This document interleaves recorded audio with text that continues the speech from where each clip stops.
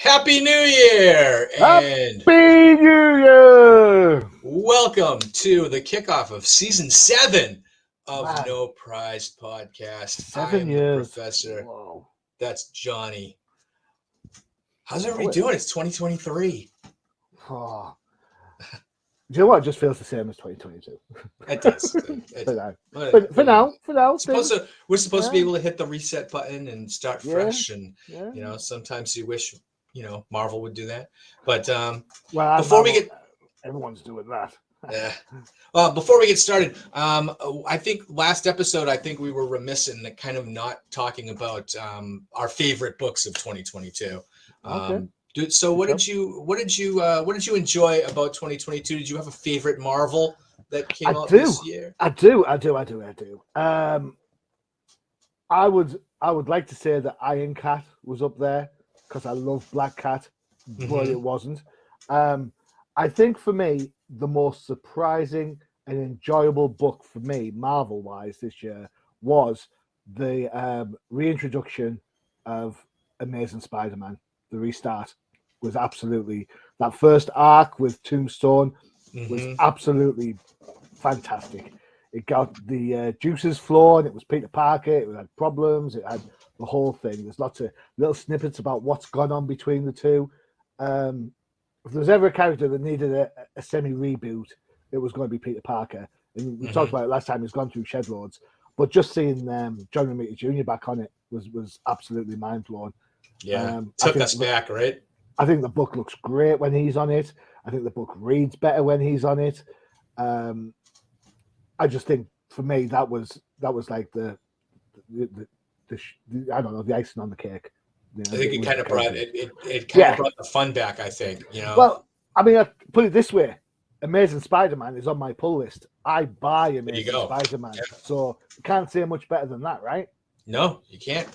You So there you can't. go. Amazing That's Spider-Man. what, like, when I think about the best books of the year, that's what I kind of think about, like what moves up to the top of your reading pile every week, right? When it Yeah. comes in, that's immediately to the top. I'm reading this first. Some people are different, right? I mean, do you tend to wait till the bottom? It's like, Um, it depends. Sometimes it depends what I've bought. To be fair, because I think I look at them and I think sometimes I need something that's like a palate cleanser yeah, to remind me exactly. why comics are good, So I Yeah, sometimes I look at them and go, well, you know what? I, I know I buy this book, but I'm buying it out of habit more than enjoying it. So I might power through that first, and then power through the next one because I don't particularly care what's going on there. But if I leave Amazing Spider-Man till third, that'll sort of like G me up and like, whoa, how great's this? yeah. Yeah, and then I find that Ed McGuinness is on the art, and I think, oh, way down to the bottom. But no, It's you could that's tell when the fill-in books are though. So I mean, God, yeah. it's all good, I because mean, the flip of that, of course, is I said the Amazing Spider-Man is probably my favorite for the book for the year. It's also my least favorite when they did that special issue, yeah, and it was Peter Parker's birthday, and the art was terrible and didn't have any sort of like continuity with what was going on. The only good thing about that was the introduction of Black Cat into Peter Parker's life again, um, yes. which we'll talk about later, I'm sure. So peaks and troughs. It depends who's on the book, isn't it? It really, really does. And I feel bad for Zeb Wells, who, like, I think we even talked about this last week. They give him the Mm, keys to the kingdom, but every third issue is an it's event an event book. Yeah. crossover that you need to take yourself out of your regularly scheduled storytelling. And I So, think you would have thought Marvel would have learned about this because I mean the amount of editorial stuff they must have put in for that stupid Beyond storyline is yeah. is like Zeb Wells, when he's left to his own devices, puts up that fantastic Tombstone story. Then he follows up with a really solid Vulture story. Yeah, Hmm. I can I can give or take or leave the Goblin stuff because I'm up to here with the Goblin as much as I'm up to here with the Joker in Batman. So you know, It's um, very true. so but when left to his own devices, I think Zeb has an absolute perfect tone for writing Peter Parker and for writing Spider Man. Mm. He comes up with some clever things. The Tombstone twist at the end was brilliant. Um, Spider Man not being the moral high ground that you'd expect him to be just to resolve the issue. So I'm hopeful of where it goes. I'm hopeful for the whole Black Cat Spider-Man relationship. Um, we'll see how that goes. But yeah, Yeah. you're absolutely right. Though the crossovers can kill a book, and It takes you out of it. It takes you out of it. yeah, So yeah. I mean, we mentioned last time the Hellfire Club one was just so far past the actual Hellfire yeah, party. They'd absolutely like, oh, cast your mind back 3 months ago when this was relevant. Oh, thanks. yeah, yeah. And I think we might feel the same way about the Dark Web storyline, where it just feels like, what why are we telling this story?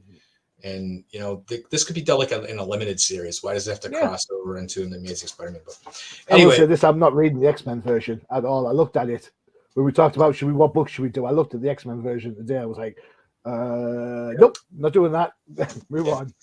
yeah. So, what was yours? Tell me about yours. So my book of the year. Yep. But so I have an honorable mention. My honorable mention Okay. would be Chip Zdarsky's Daredevil, which Good has call. been so consistently good that it survived. It survived the Dark Reign storyline Mm-hmm. and the ending of that story, and jumped right into a new issue one, Mm-hmm. and just kind of kept the momentum up to tell Zdarsky's I guess final chapter of his Daredevil story, which continuing. So the jury's out on whether it's going to end on a high note. I kind of still think that a lot of writers don't know how to stick the landing on some of these storylines. But the book of the year for me was Kurt Busiek's Marvel's book, Of course. which was beautiful. It looked great. The characters in it were poignant. That he introduced a couple of new characters, which you never see. Characters get introduced. It had a little touch of Astro City in there, which made me feel pretty good. It kind of felt like some of the Marvel stuff that he did, given like some of the perspectives from the characters. Plus, he touched some of the Golden Age stuff that no one does anymore. And to me, it was just a beautiful story, bringing back some old Golden Age characters like the Golden Age Vision, and introducing a new Warbird. If you remember, Carol used to go by Warbird in Busiek's Avengers run, and so he introduced a new Warbird character, and then the son of the Tinkerer, and like some of the stuff that I thought was just really cool. And seeing the son of the Tinkerer flying around in an old Fantastic car, with some of the gadgets that he had that he just kind of tooled together from his grandfather's lab, which I thought was pretty cool. Good call. So that was a really fun book, and I wish those are the kind of books that I wish would get like a second volume that I just kind of don't think that they'll go with. But could you argue that this itself was a second volume, carried on from the original Marvel's run back when? Yeah. Well, I think this book, so the original Marvel's from 25 years ago, 30 years ago, didn't focus on the heroes. That was focusing on the man on the street character. Yeah. This one was a definite superhero story with, Captain America and Iron Man and, Human Torch. And, it was a fun book. It was the top of my reading pile whenever I came in. So I enjoyed that. But so now we're looking forward to 2023. We don't have a lot of Disney Plus or MCU stuff to talk about. I mean, I think the next MCU is months away. We have some Star Wars stuff. Don't have Mandalorian coming in March, but we don't have anything until then. I don't think so. Yeah, it's interesting. Comics, way. Talk about comics. Bearing in mind, we're looking at the books that came out between Christmas and New Year. Yeah. Cannot believe on such a dead retail week, Marvel would publish 25 books this week. 25. Of those, 5 are Star Wars books. 6. There were 6 Star Wars books. 6? I can't. Yeah. Well, I'll count. I'll take it. First of all, everyone gets on DC's case for talking up Batman more than anything. But do we really need 6 Star Wars books? Do we? No, we don't. But exactly. Some of them were good, some of them were bad. But it seems to be like that's Marvel. I really kind of think that this was just a dump, like a end of the year dump of whatever didn't come out. Sometimes we Yeah. get those weeks where, some of the late, like some of the books were supposed to come out, but were late, because how many did we get the week before? We only Let me check. like 7 or 8, right? I can check that for you. He says, clicking away. 1, 2, 3. 13. Oh, okay. Yeah, we had 13, which included absolutely no Star Wars books, but had a X-Men annual. So there you go. Yeah, the Star Wars books it's like it's their own line, and then you have the Alien and the Predator books, and some of those. So Yeah, we'll see. Marvel going back to its tie-in heyday. Well, they did it best back then. So yeah. I love the old Marvel Star Wars. If I could talk that up more times than not, I would absolutely totally would. That old Marvel Star Wars stuff, the old Conan stuff, fantastic. Yeah, G.I. Joe. I'm partial to G.I. Joe. I have no reference to G.I. Joe being an Action Man kind of guy over here in the UK. Did they publish it as Action Man? No, we had Action Man, which was like 12-inch. Oh yeah. But G.I. Joe came over as Action Force, and then Battle Action Force. So, but what did they publish the comics as Action Force? No. No, we used to get G.I. Joe comics, but I don't know if anyone, like from the Marvel, I don't know if anyone bought them. We got them as reprints books. We've talked about in the past how Marvel UK used to do the black and white reprint books. You'd have like 2 or 3 stories segmented down. There used to be a comic called Action Force and Battle. Battle was about war stories. Action Force was about G.I. Joe stories broken down. Eventually, those two amalgamated, so you got Battle Action Force. I remember back in there, so this is about probably 82, 83, something like that. I'd bike down to the local newsagents. My brother would get Action Force or Battle Action Force. I'd get Star Wars Weekly. And then on the way back, I'd bike home, but I'd ride like this so I could read his Action Force before I got home. Because I'd be like, oh, I don't read that. That's rubbish. But on the way home, I'd always be like checking it out. Yeah. Still, I mean, the same characters. There was still Snake Eyes was still in there, so Oh hey, can't go wrong with Snake Eyes. He was the closest thing to a superhero in that book. Well, until you watch the movie. Yeah. So. What are you gonna do? They can't all be great. Yeah, true. I didn't mind the first 2 G.I. Joe movies. I'm not going to lie. I thought they were all right. Yeah.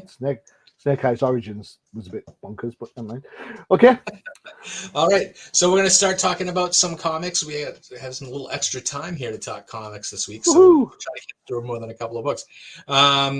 So let's start with All Out Avengers. And I think maybe we talked about the first issue of this book. But here we are. We're winding up to the penultimate issue of All Out Avengers. And let's give some credit where credit is due. Hold on a second. Let me get to the credits. So we have, with that? I got it. Derek Landy as the writer and pencils by Greg Landon Landy. Really weird. Jay Leaston is inker. Frank D'Armata is the colorist, and letters by VC's Corey Pettit. And we can blame the editors, Martin Biro and Annalise Bisa, with Tom Brevoort as the line editor. So this book is, this each issue has been kind of a standalone type, drop you in the action where you have to kind of, your head spinning, trying to figure out what the heck is going on. And this is no exception, where the very first page is Black Widow falling down the mouth of a Sarlacc. What's a Sarlacc doing in an Avengers book? The first panel when they say it's a Grexel, and then you move to this page 2, and it's clearly a Sarlacc, and they're even on Tatooine. It was rumored that Han Solo was going to be in the Marvel Universe, right? Last year. Was it? Yeah, Han Solo's going to make an appearance in Avengers somewhere along the line. And Oh boy. instead of getting Han Solo into the Marvel Universe, we get this, the Sarlacc. It's so that's pretty unbelievable, first of all. And then so you get just a few Avengers in this book. We have Black Widow, Spider-Woman, and Captain Marvel, right? So Yep. there's plenty of opportunity for Greg Land to draw a little cheesecake in here with the poses. Woo woo. And then you get a little beefcake in Hawkeye, the scantily clad Hawkeye, which I kind of thought was like a reverse sexism kind of issue. So where's he at? Oh, there he is.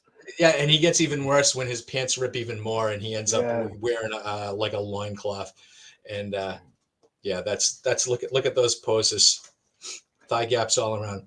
I mean, well, we're talking that widow pose is Scarlett Johansson's off the Captain America Winter Soldier poster, right? It's just yeah, of course, straight lift. Yeah. Yep. And they do a mention, and I think maybe halfway through the book when the Spider-Woman's in the Quinjet, when they do a reference to the fact that their memories are shot, like they can't remember what's going on, and they know that their minds are being played with, but they can't quite figure it out. Which is basically that's them the writer talking to the reader, right? Because the reader's reading this and has no idea what's going on. Yeah. And I don't think the writer does. Right. Well, I mean, so this book was Tom Brevoort's idea, and Brevoort wanted a story that felt like when you were a kid and you bought your first like Avengers comic, and it was in the middle of a storyline, and you had to kind of struggle to keep up or struggle to figure out what the heck was going on. And so he wanted to have a book that actually felt like that. So that's hence this book, where every issue you pick up, you're dropped into the middle of a story that you have to figure out what the heck is going on. The only thing is that we're 4 issues in and we still don't really know what's going on. And by issue 5, where in fact, they've already announced that this storyline is going to run into another storyline coming out in February, where it's the Avengers Beyond, right? Or something, I believe that's what it's called, where, of course, they've already just spoiled who's behind this whole thing, right? Is the Beyonder, and they're going to, I guess, wrap up the storyline. The good saving grace on this story, Johnny, and that I've been complaining about this for a long time, is that there's actually Avengers in here. Yay! Yes, there's an Avengers. There's focus on characters. The only thing really is, and it is kind of it's in the name of the book, All Out Avengers. That's like this whole thing is just like a big fight scene, action scene, where you're not really, you're not really invested in the characters. You don't really care what they're doing because you don't know what the heck is going on. So, I think I'd like to challenge that a little bit, actually. I appreciate that is the premise of the book. It's supposed to be action all the way through, and you're absolutely right. For large portions of this, it is exactly that. Good to see AIM in here. Yeah, I love AIM, especially when you think how much history Spider-Woman and Captain Marvel have with AIM. I thought that was quite a nice bit. But look, poor Dave gets shot. Oh yeah, that's a nice moment. Yeah, that's a nice character bit. And if I knew who Dave was, I would care. Well, I do care, because do you remember that? Is Dave the agent from Deadpool? I don't know, but I don't either. Do you remember the one shot that came out a few years ago? It was like a day in the life of an AIM scientist.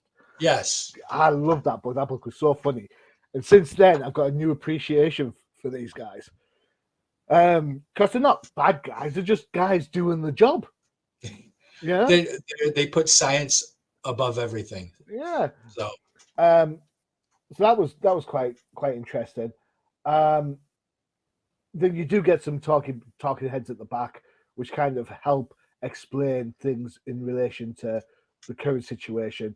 You're absolutely right. You do get cheesecake all the way through this book, which is not a problem. I don't mind a bit of cheesecake, especially if I'm filled up with Christmas pudding. Couple of things to ask is, so she's fallen, right? Yep. Yeah, and you can see in the top panel, she is below. This is the widow. Hello, Yep. and this is the motorcycle, Sky Cycle. Mm-hmm. How did she manage to be able to come above that in the very next panel? Superpowers. She has no superpowers. She's a spy.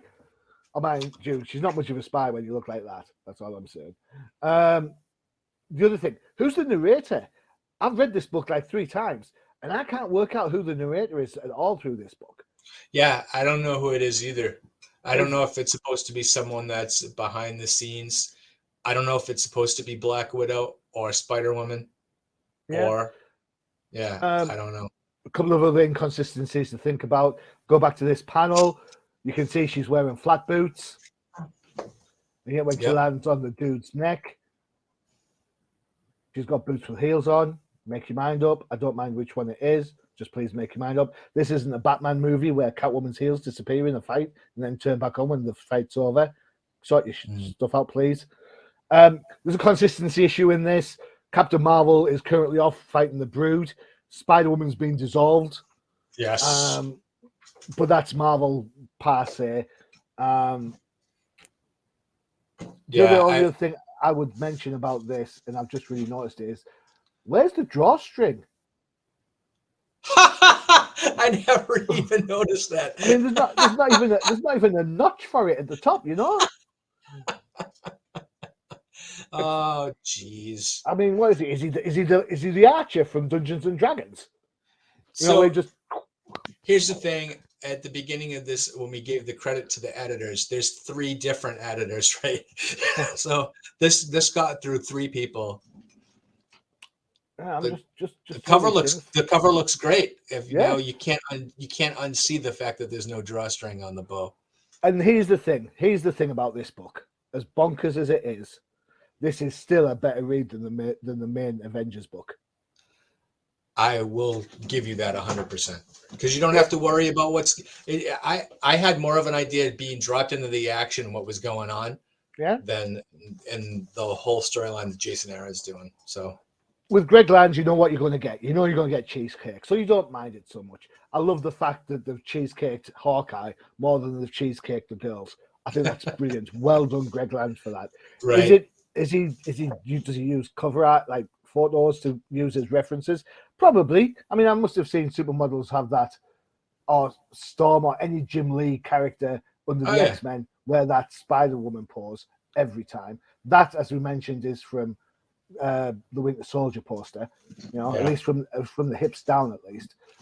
that's the Captain Marvel look at my butt shot. So. Yeah. But all in all, I thought this was a really, really fun read. And this is kind of what we read comics for fun. We don't want to be taken out of the story. And I know I'm being a bit quibbly by picking on these things, but then it wouldn't be me if I wasn't. Just to enjoy the book without the drawstring, yes. Did I enjoy the book with heels, without heels? Yes. Did it make you feel like a kid again, like when you bought something mid storyline and you were like, oh, I have to go get the other 3 issues that preceded this so that I know the storyline? No, not really. But, me neither. But I know that's going to come around down the line, isn't it? So we'll see. it always makes me laugh when people lose their memories but can still fly jets. It's crazy. It's like that episode of Star Trek Next Gen where they lose the memory. And yet but they know what everything else is going on. Yeah. Like if you they know how to fly the ship still. We know someone's playing with our memory, but I remember some things, but everything else I don't know. So, but I know someone's messing with my memories. It's weird. All right, let's take a quick break, and then we'll come back and we'll talk a couple of other books. And since it's Christmas, I like toys. Let's do Crisis in the Toyverse.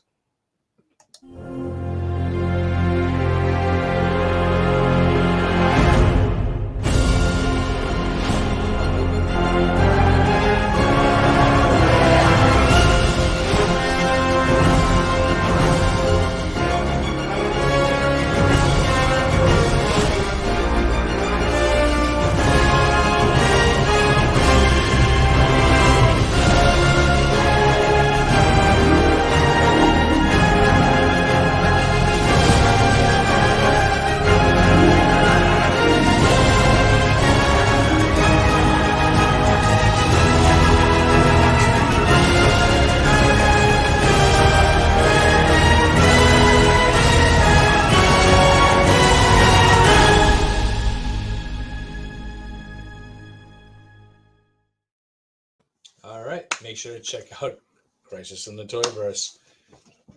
There you go. I love that figure. Look at that. Christmas present from my stepdaughter. Thank you, Katie. Appreciate that. There you go. Hey. And over there with the rest of the Marvel stuff. All right, let's jump back into the comics. We have an event going on right now in Spider-Man Dark Web. And this is one of the satellite books that came out last week. We have little Mary Jane and Black Cat action. Take it away, Johnny. Who said you can't have enough cheesecake? That's all I'm saying.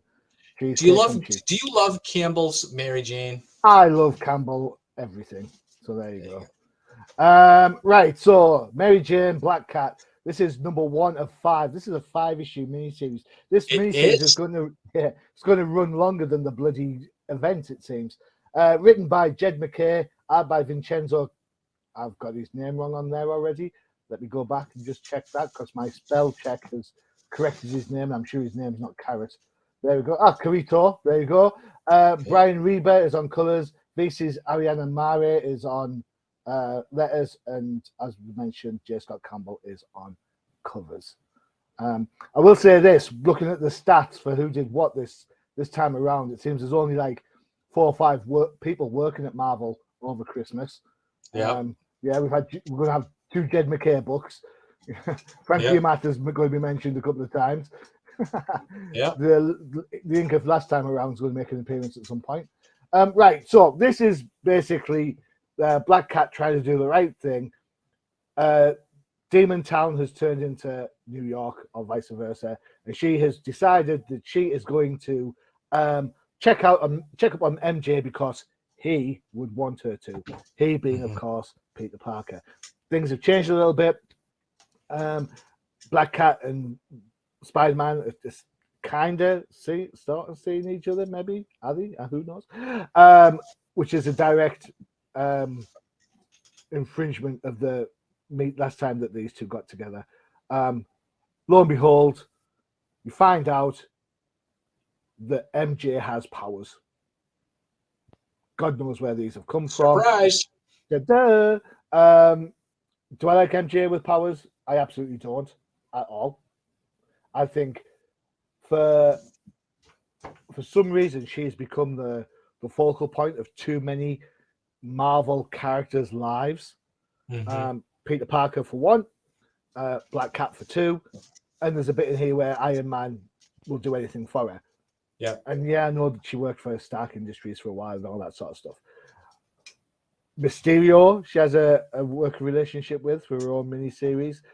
I just don't get it. I mean, hey, I like a redhead as much as the next person, although Felicia Hardy would hate me for saying that. I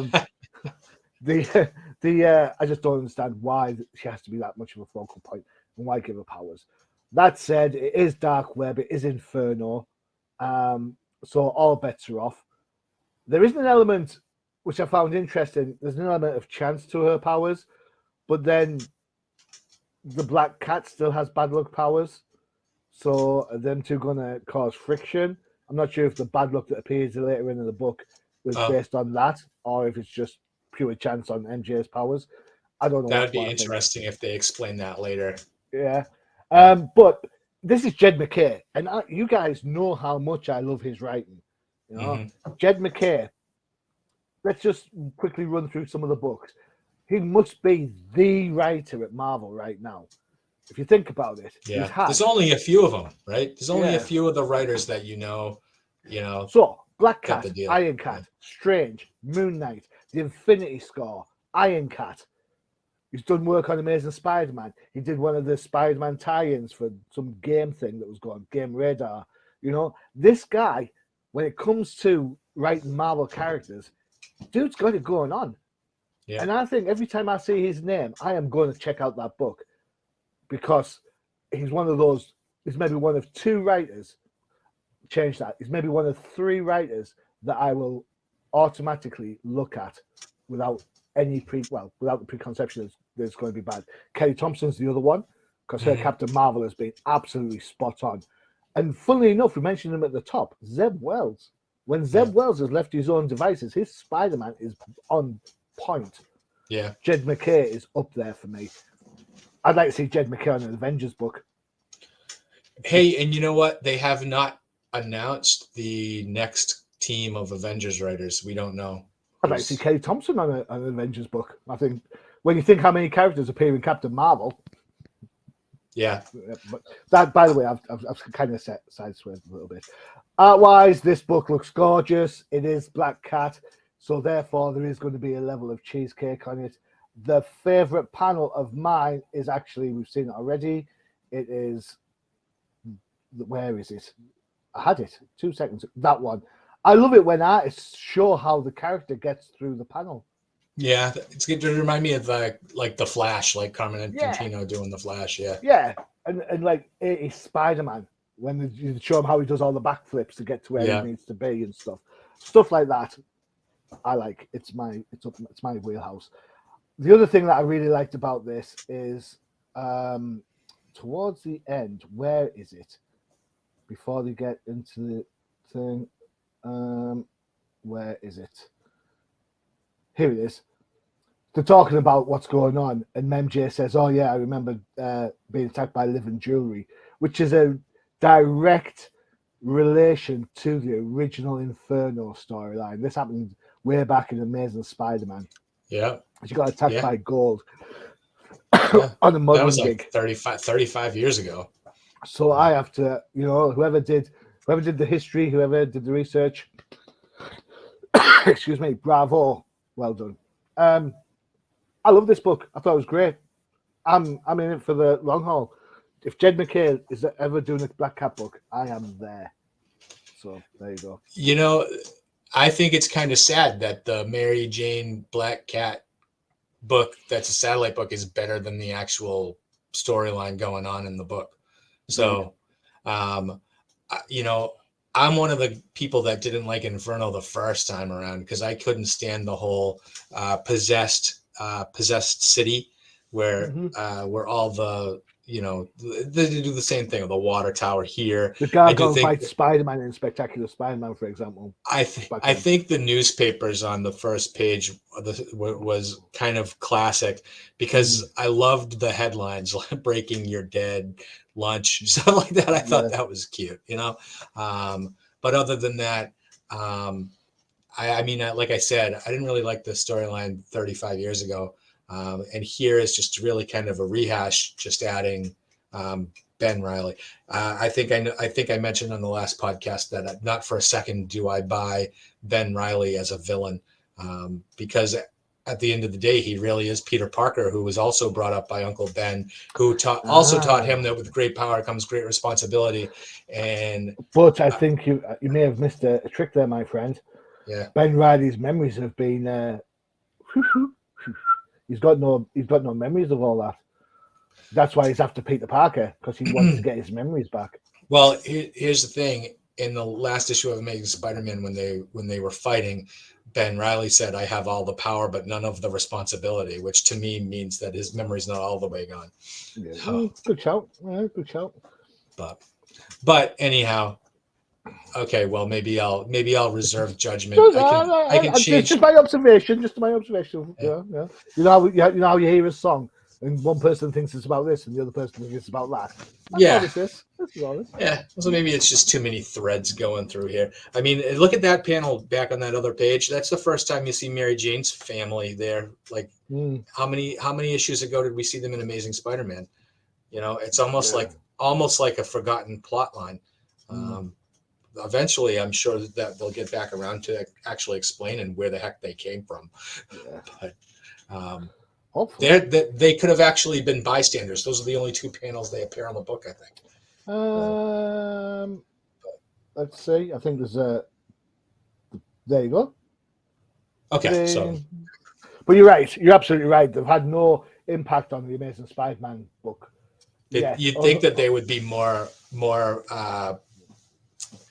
important, Yeah. Other than that awkward lift conversation, where he's like, "Stay away from MJ" and stuff. Yeah. But, weird stuff. But I'm intrigued where she gets the powers from. Surely that's the question, right? Yeah. Yeah, and well, I mean, that's probably why this thing is 5 issues. They have to go into that and explain where they came from, right? Mm. You know, If and Luke, at the end of the story, she can't have the powers anymore. yeah, So I'd like to. If Lucas was here, he'd tell me how a horseshoe, a 7, and a bell wouldn't work on any slot machine.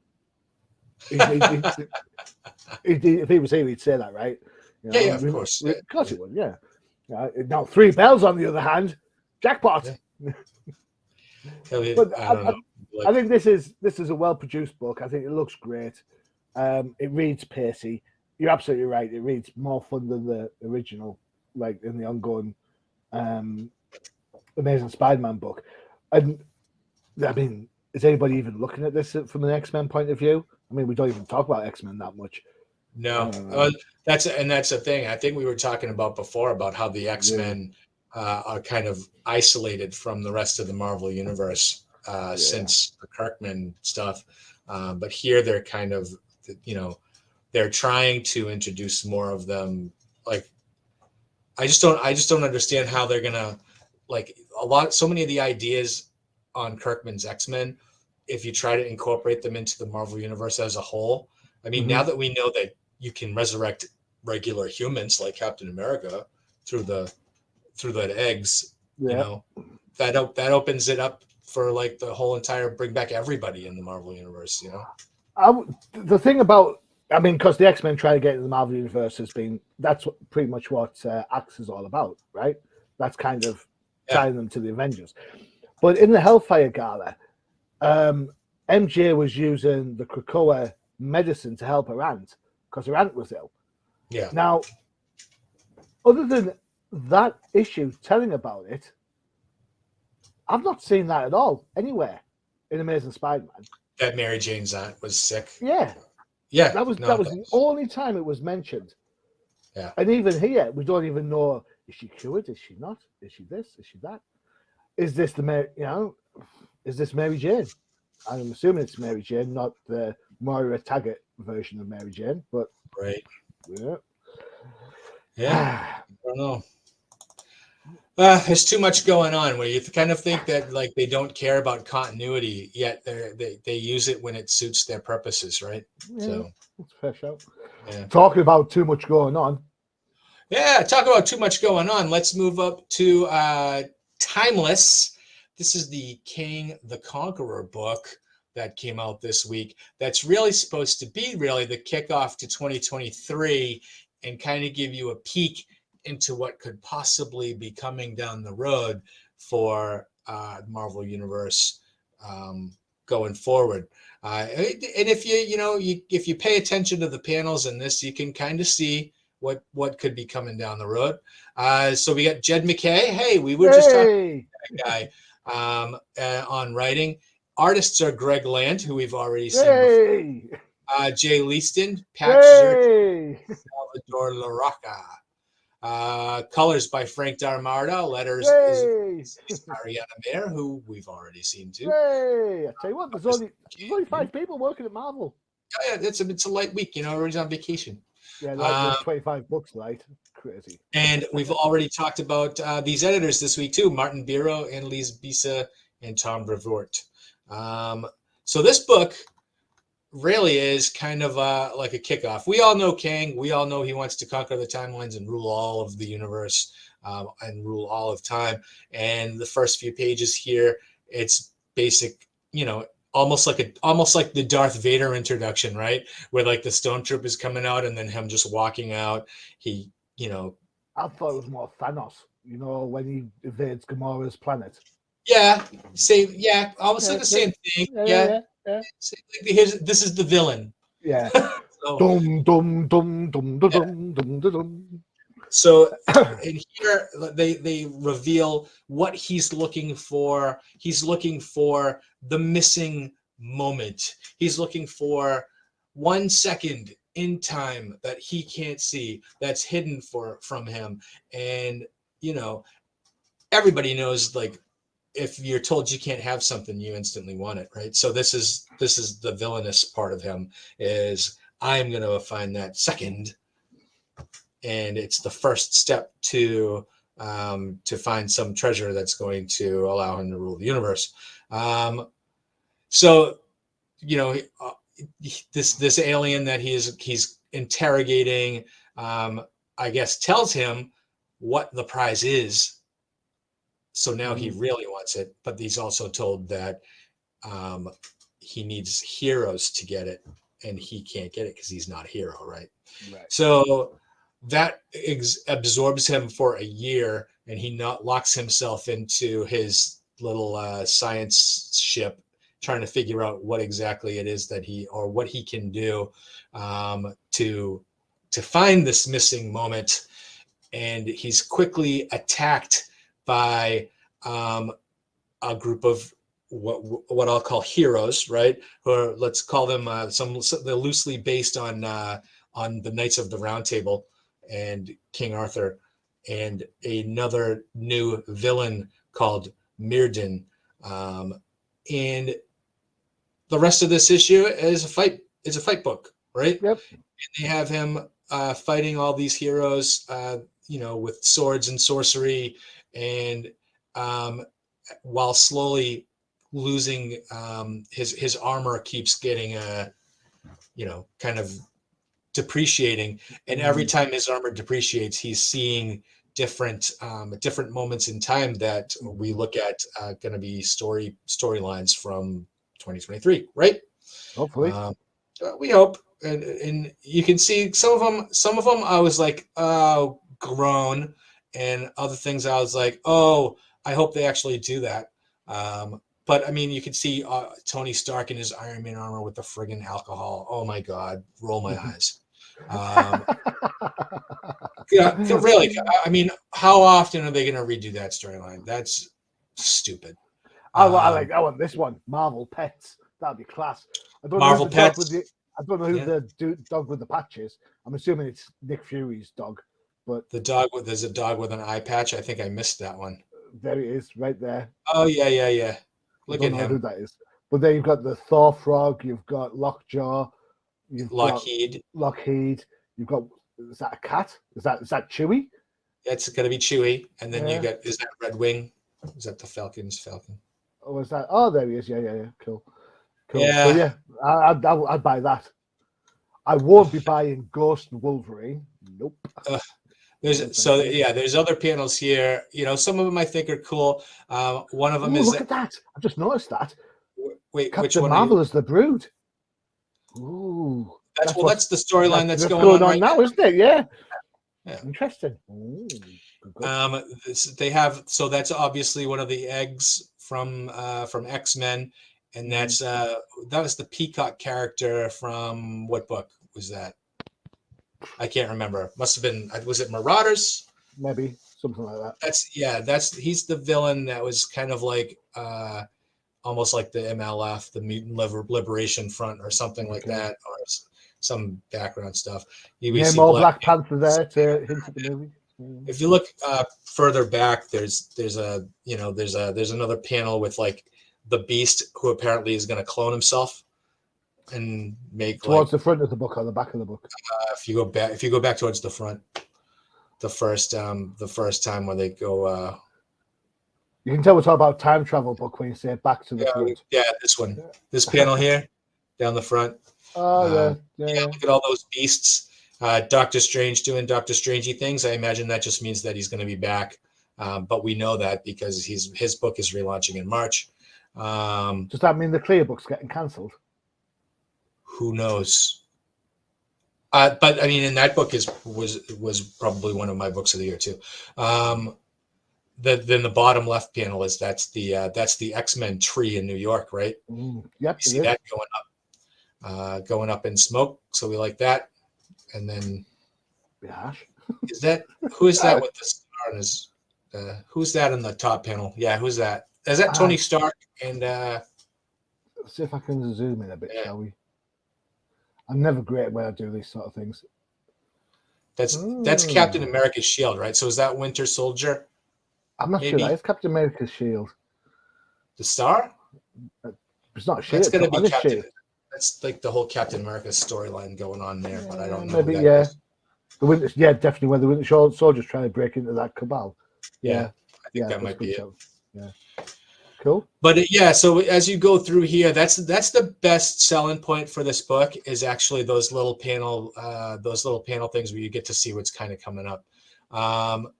The rest of this book, I mean, I figured this out. They don't reveal it towards the end, but obviously Mirrodin is yet another future version of King the Conqueror, which is why, I mean, he spends the whole issue saying, "How did you know this? How did you figure out my defenses? How did you do this?" Yeah, Obviously, it's because you're me. it's you. Yeah. So Yeah, it's alluded to at the start, isn't it? Who would have? Because he does that whole. Who would have thought that it was I who had done, yeah, not done this? Like, I mean, I don't know if they were if Jed McKay is trying to keep this a secret, wasn't doing a very good job. I mean, it's painfully obvious where, especially where they say you need to you need to have heroes get the missing moment. So he even says I need to have my own team of heroes. Obviously he's going to try to get the regular superheroes and to do this, and that's going to end up with something further on down the line. But this Knights of the Round Table aspect is of obviously he's created his own heroes so that now he can. If Lucas was here, he'd tell us how great this book is for all the first appearances and which covers Oh to yeah, buy. all the first appearances of all these new superheroes. I'm not going to disagree with you with any part of this book. It looks okay. It reads well for what it is.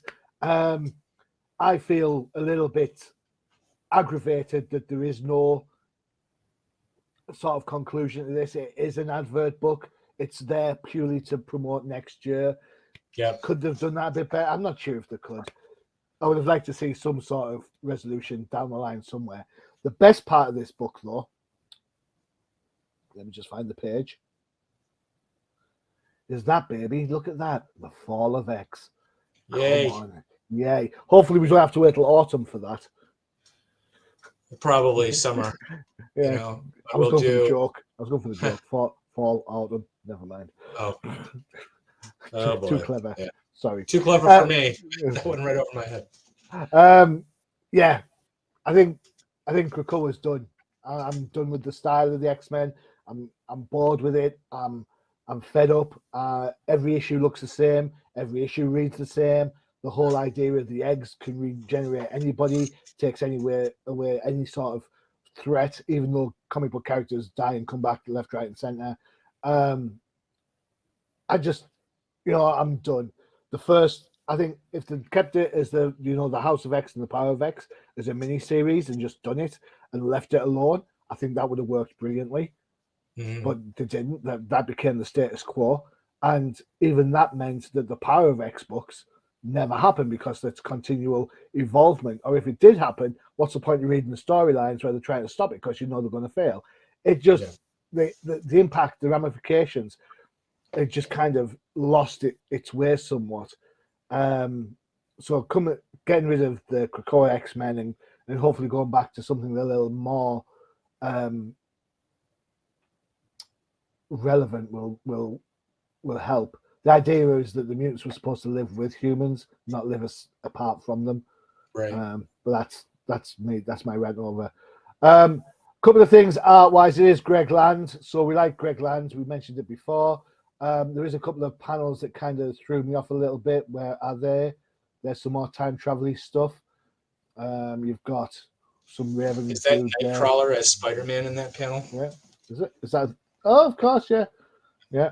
There's a book coming out, isn't there? Nightcrawlers. That's Mary Jane down there. Yeah. Yeah. Right. The 7/7s. Yeah. That's just MJ. Is that the Golden Goblin or the Demon Goblin? It's some kind of goblin. Now we have like 4 or 5 of them running around. It's hard to tell which one that is. Where is it? Here's another thing that I wanted to point out is this whole tarot card thing. They already did this in X of Swords a couple of years ago, right? The same tarot kind of thing. Is that tying this in? I actually thought for a second that the witch here was Storm. Yes, I thought that as well. And I mean, when I finished reading the book, I didn't think it was her anymore. Yeah. But the whole X of Swords tie-in with the tarot cards kind of makes me wonder how tied into the X-Men is that is the team. It's a good question. Some of those so-called heroes that King fought were very reminiscent of certain Avengers characters. Like this, well, that guy looks like Taskmaster, and then there was another character that was Vision, and then there was another character that was Black Knight or something like that. Yeah. So they're all templates. You know, even though they're all cloned, right? Look at that. That's Taskmaster down the bottom left. So definitely. So bodies, check him out. He looks quite bulky there, doesn't he? Taking off his shirt. Yeah, he's mega thing. And then the next panel, look at that. He's quite not ripped. What's that all about? Can you pick a style and stick with it, please? Yeah. They say, is he Superman or is he Iron Fist? What's up? Yeah. Is he Tony Stark? Who is he? Even down the bottom right here, he looks more bulky, right? Yeah. Just the inconsistencies throw me a little bit. The other two are things that I will mention. I think we've already seen one of them, and I was going to interject at the time, but I didn't. Where is it? No. Yes. Where's his right leg? Huh? What? Where's his right leg? He's only standing on one leg. Oh, I'm just saying. No? Yeah, it is. Okay. Yeah, and also check out Spawn. Doctor Strange makes an appearance right there. There you go. Is it Spawn? Is it Doctor Strange? Who is it? Why is he wearing Mysterio's gloves? Who knows these things? Who knows? So that's obviously. So now that with this revelation, well, I mean they haven't revealed it yet, but you've heard it here first. Mirrodin is actually Kang the Conqueror. That's going to give Kang yet another persona, right? Right. Which would, I mean, we've got Pharaoh Ramatut, we've got Immortus, we've got Scarlet Centurion, which is like the multiversal aspect of Kang. So. See, this is one of the reasons why I don't like Kang at all, because it gets to the point where like the people, as good as McKay can be, if you're right, he writes himself into a corner, and then it's like, oh, let's just give him another personality. It's one of the reasons why I didn't like the Moon Knight TV show, because you get stuck to a point and say, oh, this was just a dream, and then, oh no, but this was just a dream. Oh, but you know what? This is just a dream. I'm like, dude, it's a nightmare. Not a dream. Well, that's if anybody, like, that's what I always think is with King the Conqueror is that, why can't he defeat the heroes? Because anytime he loses, you can just go back and come back the moment you almost beat them, and then now I'm fully powered up. You know how you got beaten. You know how you got beaten, so you can go back and avoid that and do something else. Yep. This is why time travel hardly ever works, but no. Well, I think that book it was intriguing, interesting. Well, the characters, the heroes he fights are throwaway heroes. The thing we'll see about King the Conqueror is, I mean, Kang is the next big bad in this next phase of MCU coming out, and so you're going to be seeing a lot more of him, at least until they introduce Doctor Doom in the MCU, and then we'll throw Kang to the wolves. But Kang is obviously, with Ant-Man coming out in a couple of months, he's going to be, prolific there. Are you really interested in watching another Ant-Man movie? This one looks like there may be a chance we get the Fantastic Four in this. That's, if anything, maybe that's where they've been this whole time, in the quantum realm, right? Okay. I think, and who knows? I'm just spitting in the wind here, but probably that's I think our next best chance of seeing any of them.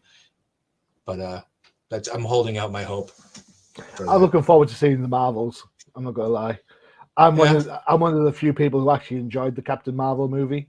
So yeah, I mean, the Guardians of the Galaxy trailer got me in the feels, so I'm looking forward to that one. We'll see. Who knows? Maybe the trailer's the best part of it, but I don't care. AKA Guardians 2. Okay.